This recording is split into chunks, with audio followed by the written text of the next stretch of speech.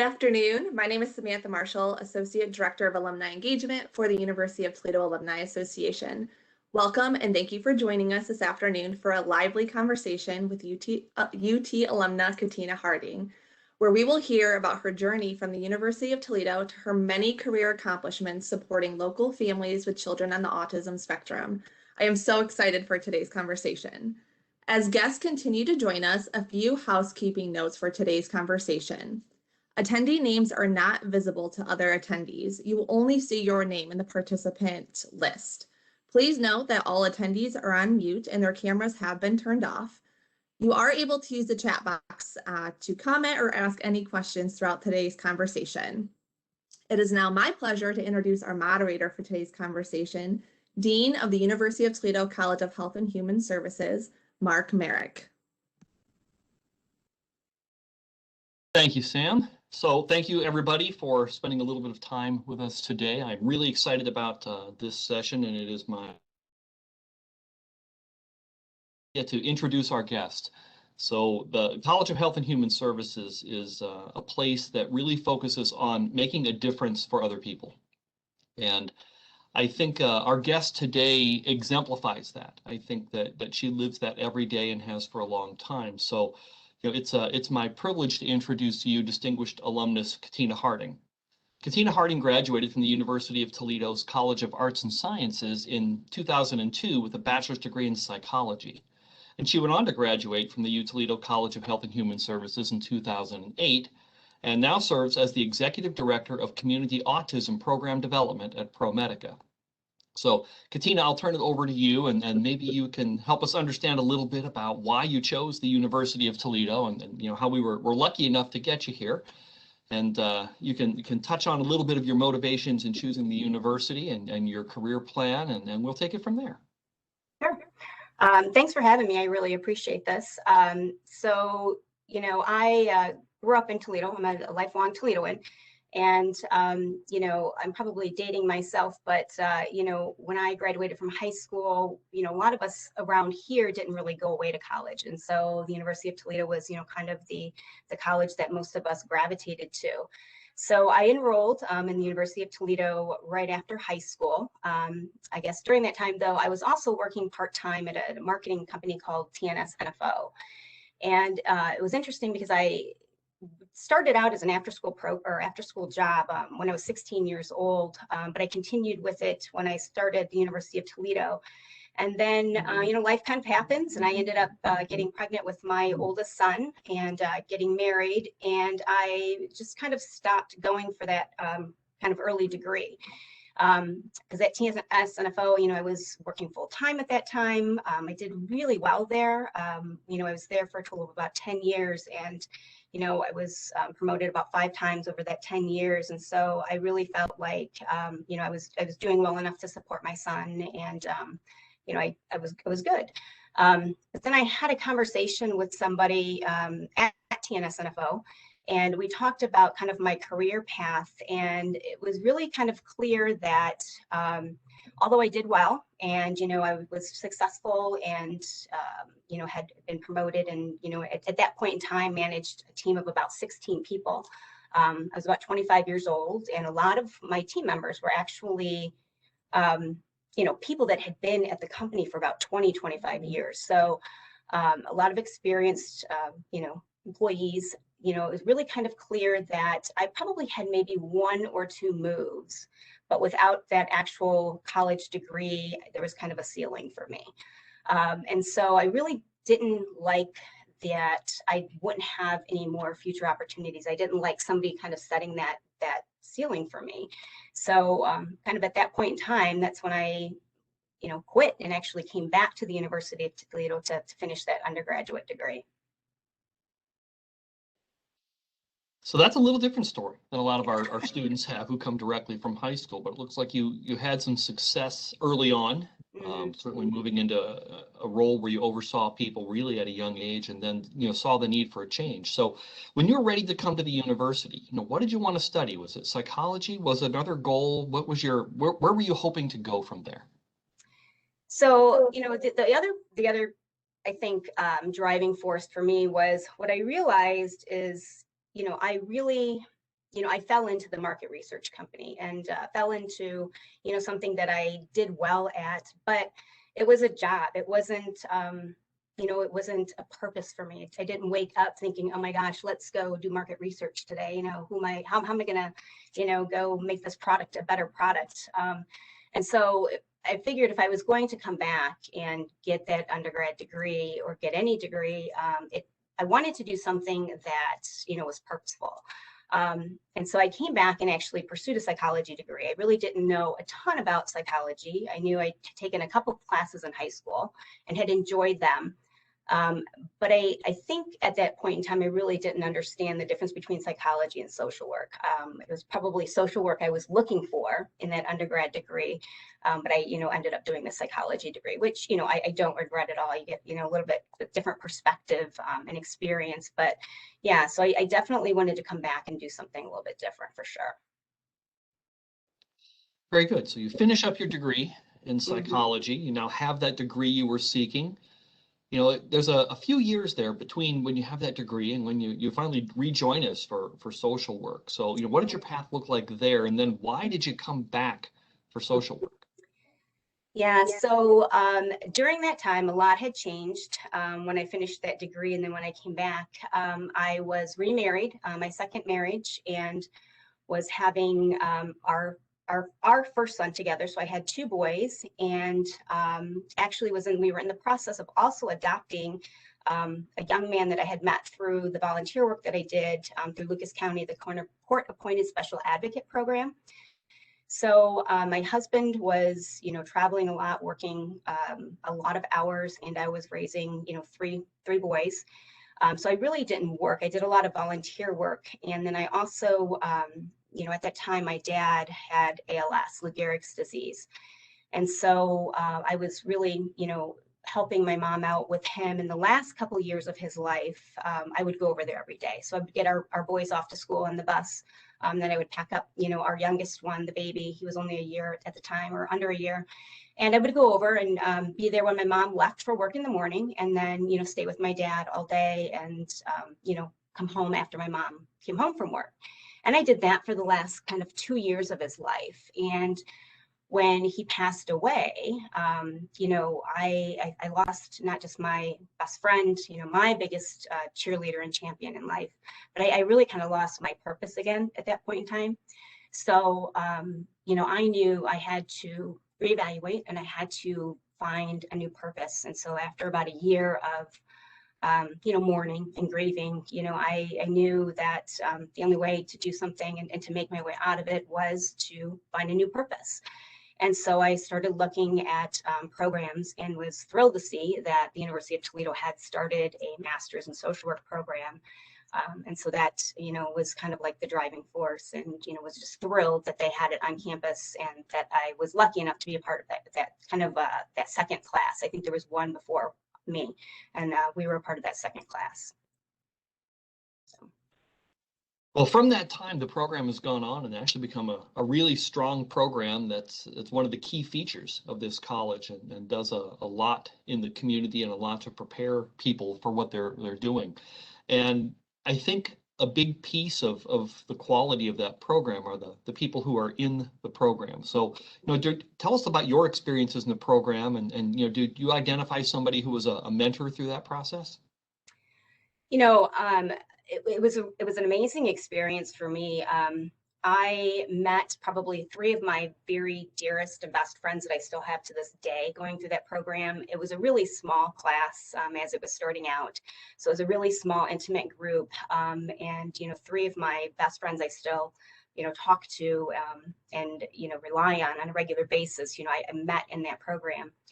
And I don't think I had one particular mentor, but, the professors that were in that program were always there for guidance or, any kind of support that we needed. And so whether it was Dr. Pryor, at certain times, or at that time we had Dr. Jennings, Milo Jennings was there. He was, a big guiding force. And then, Martha, who was my field placement director, she was, amazing. So I think at every point, when I needed some point of guidance or support, I got it at varying places. And so I was really thankful that, each professor offered their time, their talent, and anything they could do to support all of us students to make sure that we, we're coming out strong and doing the work that they wanted, to see out in the community. And I love to hear you say that, because when I look at the faculty in our college, I see a group who are really committed to investing themselves in the lives and successes of their students. And when I look at our social work faculty in particular, some things I see there is that they really have a heart to advocate for the needs of all of their students as they go through. So do you have any advice that you would offer for a current social work student as they're going through the program? I think probably the biggest thing, especially as you're going through the program, keep an open mind. You might find, a passion and purpose somewhere that you least expect it. When I started in this program, 15 years ago, I had zero interest or knowledge of autism at all. And it was Martha that encouraged me to learn about something new, something different that I, really, like I said, had no interest or knowledge about. And had I not had an open mind and just been shut off to the opportunity, my life would be very different. I wouldn't have met, the many amazing families that we've worked with, or the colleagues that I've been lucky enough to get to know and work with over the years. So I would just encourage them to always kind of keep an open mind, because, things are out there that you may never expect. And that's fascinating to me. So many of our students who go on to great success came here motivated around a topic before they ever started. And sometimes it's because of a childhood experience or someone that they knew, or someone that they read, or a formative experience even in the news. But you're a case of a student who discovered this along the way and made it not only your thing, but an area in which you other people. So let's bridge from that into what you're doing now that you have finished. So clearly you have a significant role working with autism, and I did a little reading up. I have personal experiences with autism from people that I know, and I think almost everyone does, and we may not realize how prevalent it is, but some data from Autism Speaks right now says things like 1 in 54 children in the US has autism. Mm-hmm. And it's much more prevalent in boys, and I've worked primarily with boys with autism over the times. But in addition to the impact this makes on people's lives, it also has massive impacts on the health economy and the healthcare economy in our country. There are estimates that it costs $60,000 to raise a child with autism, over and above the cost of raising a normal child. And they're estimating nationally that's a $461 billion a year impact by the time we get to 2025. So it's an area that our country has a lot of need and a lot of opportunity. And you've spent a long time in this space now. So I wonder if you could maybe tell us a little bit about your experiences there. I know that before you joined ProMedica back in January of 2019, Mm-hmm. you spent 10 years as executive director of the Great Lakes Collaborative for Autism. So tell us a little bit about your role at Great Lakes and how you use that to inspire collaborations with services around Northwest Ohio. So the GLCA, Great Lakes Collaborative for Autism, it's actually called now Avenues for Autism, and it was started by a local elderly couple who had an adult autistic son. Bob and Susie Tyner were their names, and it was a really small grassroots organization, and it was they were, I think, instrumental in kind of being the catalyst for change in our community for autism. They, created this organization, and they put together a really strong, well-connected board throughout the community, because they didn't want families to kind of go through the experience that they had when they were, trying to get help for their son. And so, I was lucky enough to know Bob and Susie and watch how they inspired people. And how they were able to build collaboration. Autism is a very different cause, if you will. And what I realized very quickly was, and I think the reason that I was so drawn to it was because nobody that wasn't personally affected was advocating for these families. There were only parents that were out there advocating for their child and fighting for services and trying to get help. And it really struck home like how exhausting that must be. Not only are you caring for your child that has all of these very unique needs that aren't being met in the community because we didn't have any programs and services at that time, but you constantly have to advocate for them. You constantly have to fight for more help. You're constantly explaining to other people. You're constantly being judged by other people, and nobody else is kind of out there on your behalf, supporting you. And so, for me, it was really learning and watching from families and, letting them lead the way, but just being there in the backdrop, helping things facilitate and making things happen as I could. But, it was really letting them kind of guide what needed to happen. And you had to spend a lot of time learning from them and gaining their trust. They were so used to, such adversarial relationships or, community people judging them or, telling them how to raise their kids or how to do things better, that it took a long time to actually gain their trust. And so they knew that they had someone that they did trust and that would, advocate for them and help, build programs and services. So, I'm forever thankful that, I was there with Bob and Susie, because I think, they inspired it in a way that made you want to get involved and make a difference. There's a lot of people out there advocating, but sometimes if you're not advocating in a way that people don't want to listen to, it kind of backfires, right? And they were out there doing it in a way that just really, once you kind of opened your eyes to what was going on, there was no way to close it and not do anything about it. So after you moved through GLCA, you had an opportunity to make a move from there over to ProMedica. I wonder if you could maybe just tell us a little bit about what you do at ProMedica and how you continue to use that work to support persons with autism. Sure. So, we working through with the GLCA, we did a lot of work with, organizations, and we started building a lot of helping other programs and, organizations build programs and services. And we actually, did a really good job of bringing together community providers in ways that really had not been done in Toledo. I think anybody that's been in in Toledo in any length of time knows that we tend to operate in silos. And that's not unique to us. I think that, a lot of communities do that. But, we really tended to operate in silos, and, we were in a good spot where all the providers were coming together and talking and doing things in a very different way.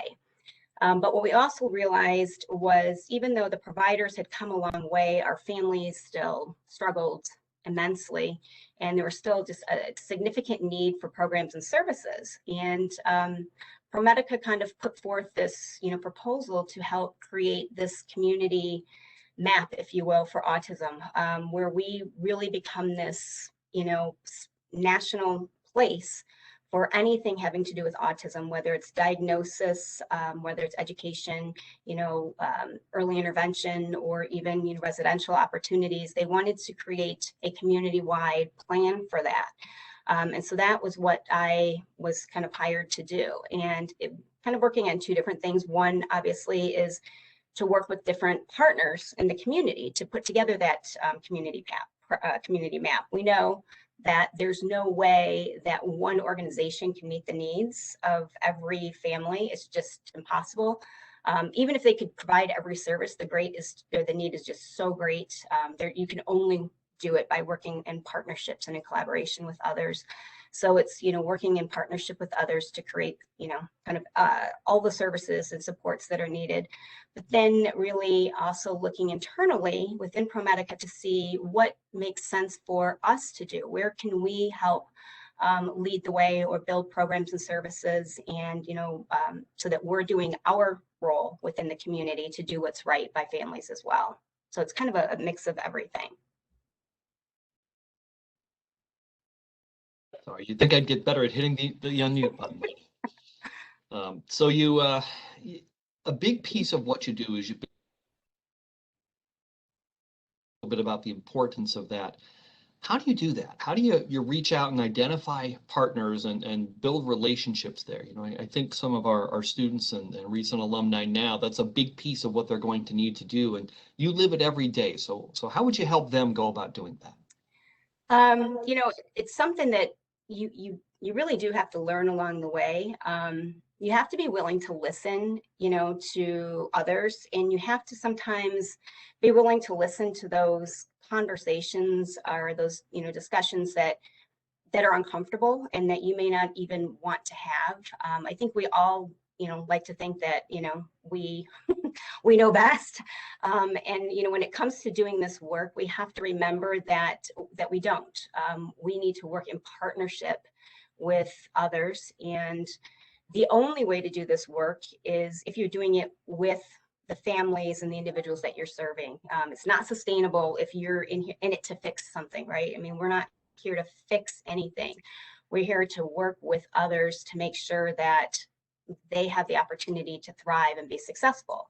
And I think we always have to keep that in mind. And so, you know, again, be willing to have those, you know, hard discussions. I try to tell everybody, you know, there's no ego in this for me at all. You can tell me I'm wrong. You can tell me I'm doing it wrong, or you can tell me better ways to do it. And I'll listen, you know, and at the end of the day, you know, if there's a better way to do it, then that's what we need to do. It's not about who's right or, you know, whose vision got us where. It's what is going to, you know, be the best avenue for providing every opportunity for every individual and giving them the opportunity to live a, you know, well supported, happy, thriving life. And, you know, for families not to have to worry about their adult children once they get older and, you know, have to make those decisions, those hard decisions. And so I do think, you know, it does take practice. It's not always easy. You know, thankfully, you know, I'm really lucky to work with some amazing people. You know, I've got a great colleague who works here with me at ProMedica. Her name's Melissa. And, you know, she is, I think, you know, one of the reasons I love working with her. There are days that are harder for me. So, you know, I can go in and I've got a sounding board for, you know, to listen to. And then hopefully I can do the same for her. So I do think that's important for others too. Make sure you've got somebody there that you can talk to when those days do get a little harder than others, because there are going to be moments, and you do have to be able to have somebody there to have those conversations with when you get frustrated. And you know, I think that's really valuable. I think so many folks in our college came to the program that they're in because they want to make a difference somewhere. And usually you see an injustice part of the solution, and you want to get out there and fix it. And your wisdom and experience to take the time to listen is really, really helpful, because I think that's not hard, or that is very hard and not very easy for most of us to do, because we want to jump right in and think we have the answers, and sometimes we don't even know the questions yet. Yeah. So I think that's helpful. And I also really particularly enjoy your advice about, you know, having some partners along the way and some places to share and vent and have ideas. It's super helpful to not be the Lone Ranger when you're trying to tackle something big. So, you know, as you've worked through that, as with all of us, the world has thrown you a lot of curves recently. I wonder if you can maybe talk about, you know, what's kept you motivated in your fighting for services through all the obstacles and during a pandemic. I'm sure that's had a huge impact on what you do, just like it has the rest of us. Yeah. Oh, yeah. You know, I think, you know, for me, you know, working with individuals with for autism, they you know, I think one of the things that we saw during this pandemic, right, is that those that are historically underinvested in and underserved were hit even harder. And so watching our families, you know, struggle with, you know, not having services or having to, alter, I mean, schools, the IEPs, all of those things were tough for your typical traditional families. But for those that had autism or any of those other really kind of at-risk populations, I think it was more significant. And, for me, there, like I said, there's days that are tougher than others, right? But you see, if you see those sayings all the time, if you're tired of hearing about it, then imagine how the person living it feels. Like if I'm tired of hearing about all of this, inequity and equality, and you're tired of hearing these topics, imagine how the people that are living through that every single day feel. And so again, the days that are harder and that there are obstacles and you get frustrated, you allow yourself to have a pity party for 10 minutes. And like I said, I go down the hall and knock on Melissa's door and say, hey, can you, do you have a few minutes? But then, you realize, if this is how you're feeling, imagine how those people that are truly living this every single day are feeling. And you kind of pick up and you keep going. And so I think, if anything, again, this pandemic has been really hard on so many of us, but it's also started conversations that we, haven't had to this extent. We haven't, we knew that there needed to be better diversity, equity and inclusion. But now we're starting to talk about it in terms of bringing in disability as well. We knew we needed to invest better in these, populations, because, there is a ton of, potential in everyone, but we're not, historically, we haven't invested in how to make that happen for, these at-risk populations. And so I think, as hard as this pandemic's been, and I don't ever want to experience it again, but I do think that, we've got some lessons that are coming out of it that, I am hopeful that it will continue to create, significant change. And I do see that happening in our community. So I'm thankful that we live in a place in Toledo where we do have leaders, with the University of Toledo and at ProMedica, and other, kind of organizations in the community that are doing what they can to make a change there. Very good. So, as if the pandemic hasn't been a big enough challenge, what do you think are the next big challenges that are out there for individuals with autism and for their families, and how do we get behind and support them? I think there continue to be a significant challenges. The needs for programs and services are significant, and it is going to take, a large investment on some major organizations, some, anchor institutions, really, to make a change, locally. I do think that we have the leadership that wants to do that they know it's important. They see the value in it, and I think they will. I think what I've been seeing lately more of, and I think this is going to be a challenge, moving forward, I think for all of us is, one thing that we've learned for autism, it is a spectrum disorder, obviously. And so, it affects each individual very, very differently, and each family very, very differently. And you see a lot of conversation happening around, just disputes on some of these things that come up from, some not wanting to have a cure, and some not liking the puzzle piece, and some liking the color blue or not liking the color blue, or some, like this organization and not this organization. And this all dialogue that needs to happen, and we all need to listen to the voices, especially the voices of self-advocates and families doing those things. But I also want to challenge all of us to, again, not be judgmental, because even those that are going through it, their experience is still very, very different than somebody else's that might have a completely different experience. And so while they may not like a certain intervention, it may work really, really well for another individual and another family. And so as we move forward, kind of keep an eye on the big picture. How do we make it better? How do we make it a better world, better community for everyone, right? Not just me and my experience, or you and your experience, because it's all going to be very, very different. But how do we do it for everyone? And if we're truly going to be inclusive, then we need to be inclusive across the entire spectrum. And so, and it is tough because I think, you know, individuals or yourself advocates and families, it is personal. So it becomes emotional. And anytime you bring your emotions into it, it always kind of, you know, adds another notch or another level to the conversation, or a level to the challenge. But you know, if we can kind of keep focused on like the bigger picture, and you know, again, these are dialogues we do need to have, but you know, kind of reinforcing still, we want to make it better for, you know, everybody, not, you know, your experience, but kind of everybody's experience. And I think that is so true. It is very easy to be caught up in your own experience and your own emotions around your own experience, and to try to filter everything through the lens of the way that you have seen it and lived it, even though others might look different. So I think that that's really sage advice for us.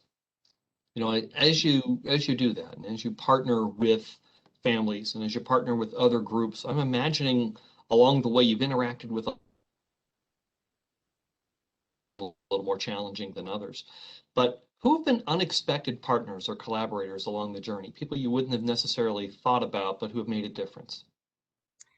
You know, I don't know if it's certain ones that I wouldn't have expected to be collaborators.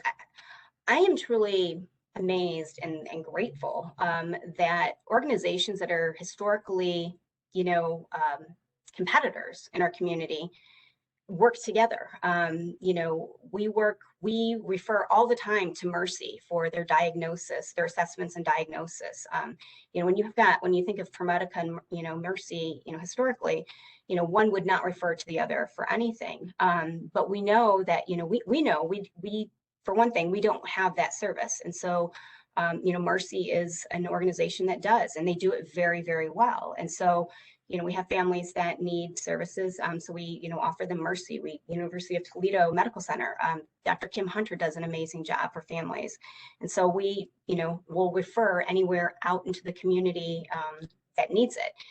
And, you know, families need early intervention programs. If we're full, we refer over to Mercy or Capable Kids, other organizations. And so, and vice versa. So Mercy will absolutely refer to us and these other organizations too. So for me, it's just been a welcome, I think, breath of fresh air that we are putting, you know, the family's needs first and serving them first above and beyond everything else. And you know, we can have those conversations with other professionals doing this work with, like I said, other organizations that typically would not even talk to each other, let alone kind of refer back and forth to each other.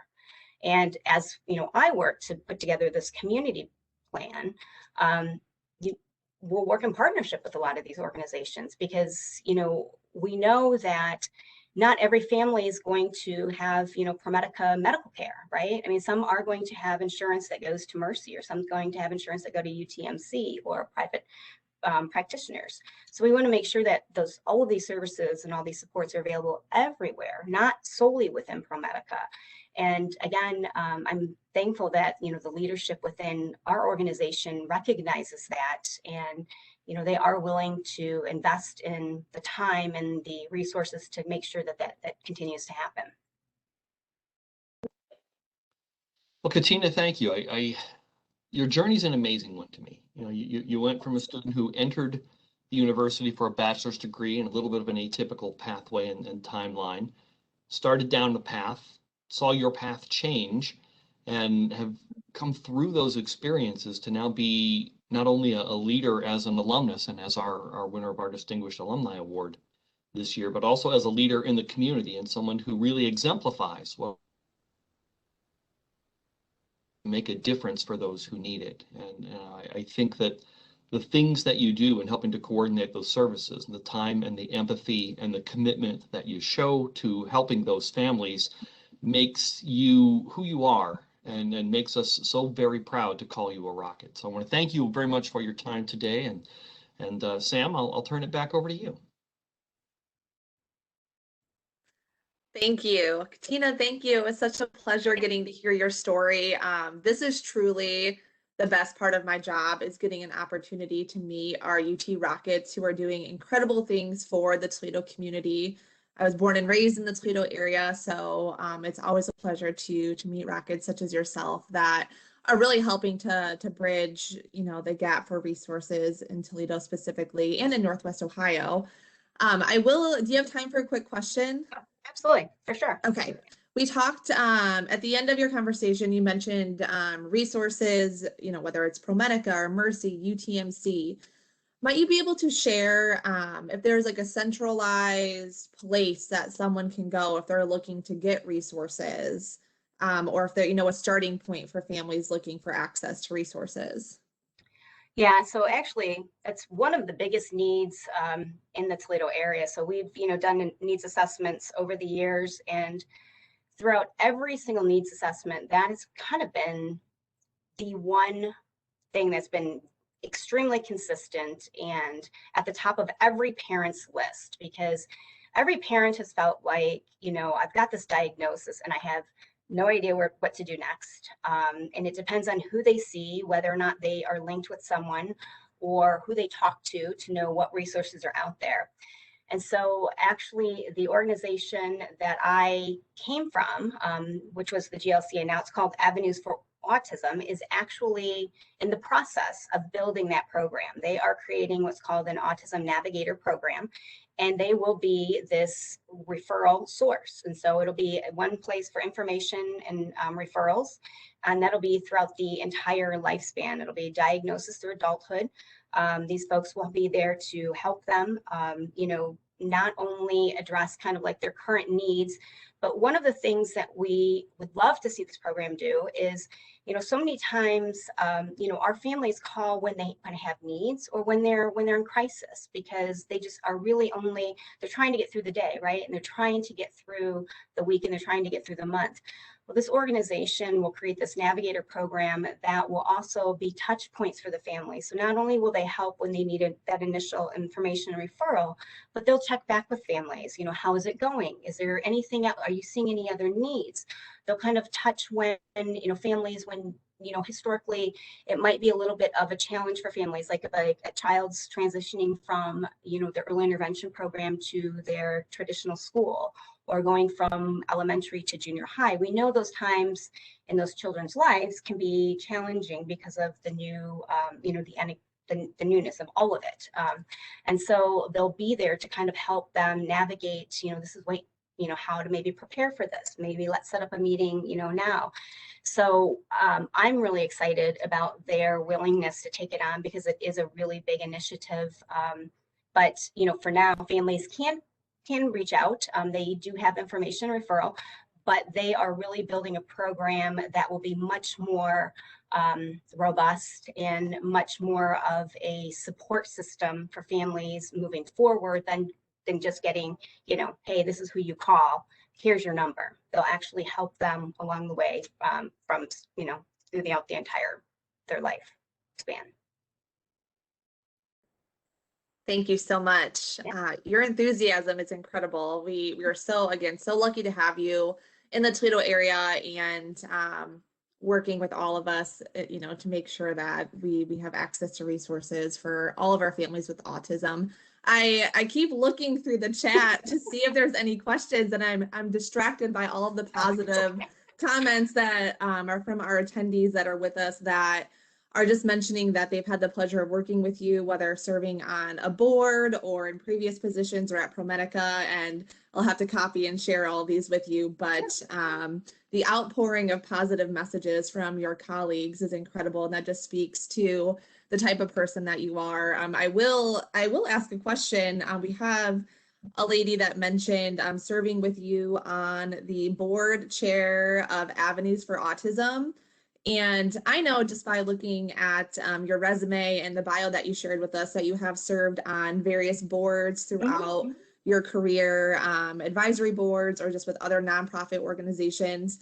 Where do you find the time, and how do you, this is something that we're trying to help our current students with as they're graduating and looking for board service and volunteer opportunities. What advice do you have for our young alumni who are looking to support various nonprofit organizations? So, I mean, you know, where do you find, I think board service is part of our jobs. I mean, I really do. I just think it is. I think, if you're going to be an advocate in the community and you're going to work within the community to make change, it is part of your job to be out in the community, getting to know the organizations doing this work, and helping to work within those organizations so that you can help them further their mission. It would be really, easy to sit back and kind of watch what happens, in other organizations. But, if you really are going to be involved and you want to make change, it's a duty. You need to get involved and find the time, whatever that is, to do that. And pick ones that, I've been on a lot of boards, and some, are more aligned with what my area of expertise or my area of knowledge or my area of experience is than others. But, I also encourage people to, pick those where you don't have that level, because again, you end up learning so much more. And it's, you just get such a better, well-rounded view of not only the community, but you understanding different populations or different disciplines and professions than you might ever have learned before. So I think, I encourage, all to, and there's great resources in Toledo, I think through, Epic Toledo and Allie Sterling Philanthropy. They do a lot of, offer a lot of programs for young professionals who want to serve on boards and how to be a good board member. Because it's not just, showing up and being on a board and showing up at meetings. I mean, you really have a duty to be involved and know what you're doing on a board and playing an active role. So, I would encourage anyone who is interested to take part and, and enlist in one of those programs and learn all you can about, the financials of an organization and, responsibilities and roles and how to be a good board member, because it's only going to make you a stronger, individual, professional, and community member. And I appreciate all of your kind words too, but I do want to say, one of the things that I love is, I came back to the University of Toledo for a master's program by choice. I mean, I could have, at that point in time, I didn't have to, stay local, or, I mean, I wasn't going to go away, but I could have, enrolled in something online or, just over the line in Michigan. But I was really impressed with the leadership role that the University of Toledo was making and taking in our community and what they were doing. And so, when I came back and I did my master's, and then the work that they continue to do, that has led me to continue to stay involved. And so, as much as, I appreciate this, I really, truly appreciate the University of Toledo being so involved in the community and taking that leadership role as well, because, I think it's so important to have your local university doing those things. And I think that's been the driving force that has kept me connected. It's easy to get a degree and kind of walk away, but if you want to stay connected, you have to be passionate about the work that you guys continue to do. So I'm thankful that you guys are continuing to do the work that, we're all passionate about. We very much appreciate that. I can see Mark kind of nodding his head, and I am going to read one of these messages out loud, not to put you on the spot, but we have so many positive comments and individuals that mention that you taught them so much and inspired them every day. You've been instrumental in helping us provide navigational services. She's the best and she's a gem are just a few of the quotes that are coming in. So with that, Catina, on behalf of the Alumni Association, thank you for taking the time to chat with us this afternoon. Yeah. All of your advice and your story will be so helpful to not only our current students, but our alumni out there who will have an opportunity to listen to this conversation on demand. We are so proud of all of your accomplishments, and fingers crossed we can see you in person in the near future when it's safe to gather again. And as Mark mentioned earlier in your bio, you are the College of Health and Human Services Distinguished Alumni Award recipient for this year. So we're very hopeful and keeping our fingers crossed that we'll have an opportunity to award you with that award in person for our homecoming weekend on October 8th. I want to thank all of you that attended today's virtual conversation. I also want to thank Dean Merrick for moderating today's discussion. Again, this event was recorded, so we will be sharing this link with all of our fellow alumni and friends. And Mark and Catina, thanks again for joining us this afternoon. I'm going to ask you to hang tight for a couple minutes. Awesome. Thank you so much. I really appreciate it. And I'm always available. I mean, people know that, you can call or email me anytime. So anytime anybody needs anything, I'm always willing to help. Or if I can't, I can hopefully link you with somebody that can. Thank you. Bye, everyone. Bye.